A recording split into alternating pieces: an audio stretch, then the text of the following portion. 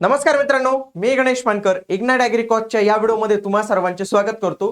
कृषी सेवक भरतीमध्ये नेमका प्रॉब्लेम काय आहे, याची जाहिरात का येत नाही आहे, याच्या संदर्भाचे एक ऑफिशियल अपडेट जे आहे तर ते आतापर्यंत आलेले। मी बऱ्याच दिवसापासून याचा पाठपुरावा जो आहे तर तो करत होतो। याच्या संदर्भात मी मागे जे आहे आरटीआय पण फाईल केलेला होता, तर त्याचं नुकतंच काल उत्तर आलेलं आहे। महाराष्ट्र शासन कृषी व पशुसंवर्धन विभाग जो आहे तर तो यांच्याकडून हे रिप्लाय आलेला आहे 21 ऑगस्ट 2026 रोजी। काल सायंकाळीच या आरटीआयचा रिप्लाय आलेला आहे। मी स्वतः जो आहे तर तो हा आरटीआय टाकलेला होता। बऱ्याच दिवसांपासून मी हा पाठपुरावा करत आहे की नेमका प्रॉब्लेम काय आपल्या जाहिराती येण्यासंदर्भात। जो प्रॉब्लेम आहे तर तो समजून घेऊया। सर्वप्रथम बघा, त्यांनी तर काय सांगितलेलं आहे की माहिती विचारलेली होती की कृषी सेवक सहाय्यक कृषी अधिकारी या पदाच्या रिक्त जागा सध्या किती आहेत, कारण की रिक्त जागा आपल्याला समजून घेणं गरजेचं आहे, कारण की तेवढीच जाहिरात येऊ शकते। रिक्त जागा जर 100 असतील आणि आपण इमॅजिन करू की 1000 जागांची जाहिरात येईल, ते तर पॉसिबलच नाही ना। दुसरं, जाहिरात काय येत नाही याचं उत्तर स्पष्ट मिळालेलं आहे। बघा, विभागाचा सुधारित आकृतीबंध अंतिम टप्प्यात असल्याने आकृतीबंध अंतिम झाल्यावर रिक्त पदांच्या स्थितीनुसार मागणी पत्र महाराष्ट्र लोकसेवा आयोगाकडे सादर करण्यात येईल। याच्यावरून 2-3 गोष्टी कळतात की जाहिरात का नाही येते, आकृतीबंधाचा प्रॉब्लेम आहे। आणि आकृतीबंध आल्यानंतर जाहिरात येणार आहे का, तर याचं पण उत्तर मिळतंय हो। ते म्हणताय की रिक्त पदांच्या अनुषंगाने आम्ही पाठवू, नाहीतर ते काय उत्तर देऊन देतात की या संदर्भाची कारवाई अजून चालू नाही आहे किंवा माहिती उपलब्ध नाही आहे कार्यालयाकडे, असं उत्तर देतात। परंतु डिपार्टमेंटचा असं मनस्थिती आहे की डिपार्टमेंट पद भरायला तयार आहे, डिपार्टमेंट पद भरायला तयार आहे। सोबतच तिसरं उत्तर, बरेच लोक म्हणत होते की सर एमपीसी कडे खरंच जाईल का। अरे खरंच जाईल, किती प्रूफ दाखवू मी तुम्हाला। आता हा शेवटचा प्रूफ आहे। आता एमपीएससीच घेणार आहे, एमपीएससी ही परीक्षा जी आहे तर ती घेणार आहे, त्याच्या संदर्भाचं उत्तर मिळतं। तुम्ही म्हणाल सर ते मागे काहीतरी आकृतीबंध झाला होता, त्याचं काय नेमकं काय झालं। मित्रांनो, तो आकृतीबंध मंत्रिमंडळाची मान्यता त्याला मिळालेली, त्याचा जो आहे ना जीआर बाकी आहे। नेमका जीआर जोपर्यंत येत नाही तोपर्यंत डिपार्टमेंट पण मानत नाही ना। डिपार्टमेंट काय न्यूजच्या टेलिग्रामच्या खबरीवर किंवा आपल्या व्हिडिओजवर थोडी डिपार्टमेंट चालतं। डिपार्टमेंटला जोपर्यंत शासनाचा निर्णय येत नाही, शासनाचा जीआर येत नाही, तोपर्यंत डिपार्टमेंट ऐकून घेत नाही।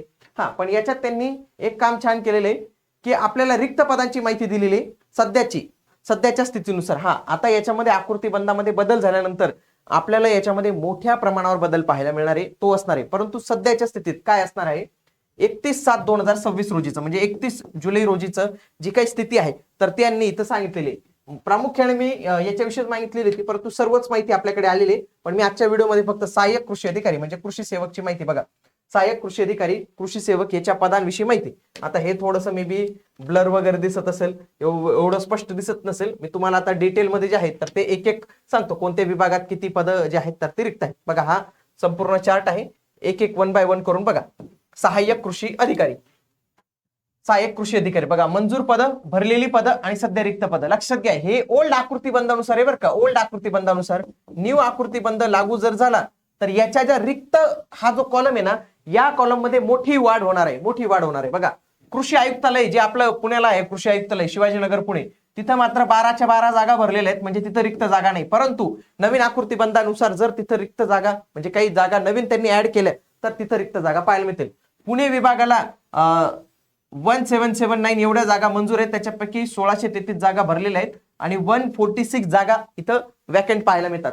त्याच्यानंतर कोल्हापूर डिव्हिजन जर पाहिली तर 1211 एवढ्या जागा मंजूर आहेत, त्याच्यापैकी 1022 एवढ्या जागा भरलेल्या आहेत आणि 189 एवढ्या जागा आपल्याला तिथं वॅकंट पाहायला मिळतात।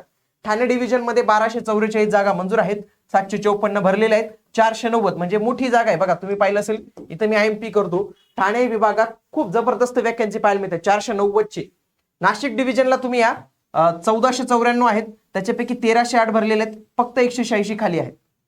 संभाजीनगर डिव्हिजनला या तुम्ही 1125 जागा मंजूर आहेत, 1012 जागा भरलेल्या आहेत आणि 113 जागा रिक्त आहेत। लातूर डिव्हिजनला 1468 पद मंजूर आहेत, 1432 पद भरलेले आहेत, फक्त 36 पद खाली आहेत। काय, फक्त 36 पद आपली कृषी सेवकाची खाली आहेत। अमरावती डिव्हिजनला मी येतो, 1772 पद मंजूर आहेत, 1583 पद भरलेले आहेत आणि 189 एवढी पद मला वॅकंट पाहायला मिळतात।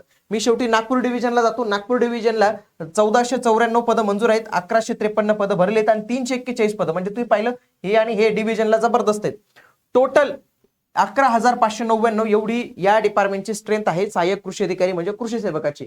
भरलेले किती आहेत, 9,909, जवळपास 1690 पद रिक्त आहेत। आता लक्षात घ्या किती पद रिक्त आहेत, 1690। आता मला सांगा या 1690चं ते आगामी काळात एमपीएससी कडे मागणी पत्र पाठवतील का? तर होच. परंतु फक्त 1690 पद असतील का? नाही. नाही का नसणार आहे? नवीन आकृती बंधानुसार जवळपास याच्यात 2000 प्लस पदांची भर पडणार आहे. 2000 प्लस पदांची भर पडणार आहे. म्हणजे आगामी काळात 3, 3.5, 4,000 च्या वॅकन्सी आपल्याला इथं पाहायला मिळते. मग त्याच्यानंतर वित्त विभागाची मान्यता घेऊन ते लगेच जे आहे तर ते पद भरती करतील. आता लक्षात घ्या, फक्त या डिपार्टमेंटची जी गट ड ची भरती ना त्याच्यावर वित्त विभागाने थोडे निर्बंध लावलेले, ती भरायची नाही. परंतु गट क भरती संदर्भात वित्त विभागाने असे निर्बंध लावलेले नाहीत. मला असं वाटतं क च्या भरतीबाबत वित्त विभाग काहीच त्रास देणार नाही, ते भरून घेतील लवकर. कारण की सध्या आता कर्जमाफीचे पण कामं जे आहेत तर ते बरेच वाढलेले आहेत. तर अशा वेळी मात्र हा या डिपार्टमेंटमध्ये हा महत्वाचा कर्मचारी भरणं गरजेचं आहे. बघा, कोतवालची पण भरती येणार आहे. तुम्ही पाहिलं असेल तलाठीची भरती चालू आहे आणि ही भरती आहे ग्रामसेवकाची येणाऱ्या कालावधीत येणार आहे काही. म्हणजे हे भरती का करावी लागते? कारण की हा शेवटचा माणूस आहे आणि हा जर कर्मचारी नसेल तर कोणतंच काम होत नाही. तरी अशा पद्धतीने आहे. म्हणजे जवळपास 1690 पद हे आपल्याला ओल्ड आकृती बंधानुसार रिक्त पाहायला मिळतात. आता तुम्ही पाहिलं असेल की नवीन आकृती बंध इथं आलेलाच होता. ठाण्यामध्ये 490 आणि नागपूरमध्ये 341. जर हेच एकत्र केले तर 831 पद एवढीच होऊन जातात.